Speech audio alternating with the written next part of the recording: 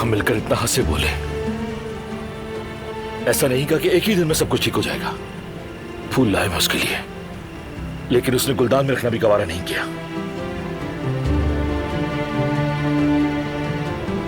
हवेली आते ही फिर सब कुछ वैसा ही शुरू हो गया। ऐसा तो होना ही था। ज्यादती भी तो कितनी हुई है उसके साथ। उसके जख्म फिर से हरे हो गए। मुझे कुछ करना ही होगा कि वो मुझ पर भरोसा करे। उसे ये महसूस हो कि उसे कबूल किया जा चुका है। लेकिन क्या ये सब कुछ इतना आसान है कि मैं उसे एक बार बोलूं और वो मान ले मेरी बात, दिल से मान ले मुझे वो अपना? लेकिन कैसे?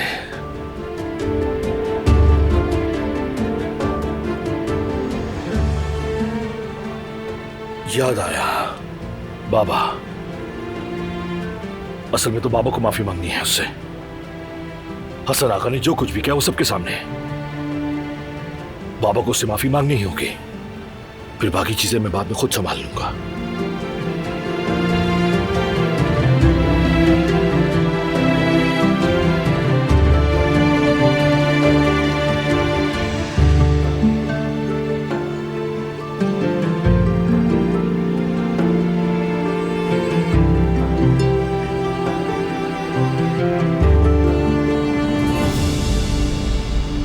फूल, तुम क्यों उदास हो गए? उदास मत हो, मैं सब ठीक कर दूंगी।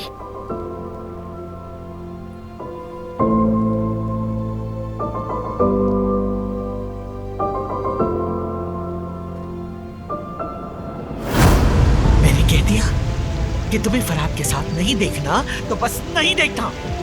समझ जाओ उस बात को अच्छी तरह। और अगर तुम्हें अपनी माँ की इज्जत का जरा भी ख्याल है तो मेरे कहे से हटकर कुछ ना करना।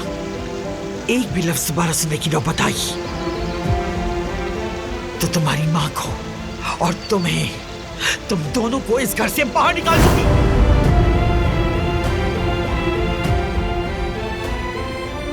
खुद को धोखा देना छोड़ दो गुल। बेगम साहिबा ने साफ साफ कह दिया, मेरे हाथ पैर बांध दिए। ये रिश्ता नामुमकिन है। अब मैं वही करूंगी जो अम्मी के लिए बेहतर होगा।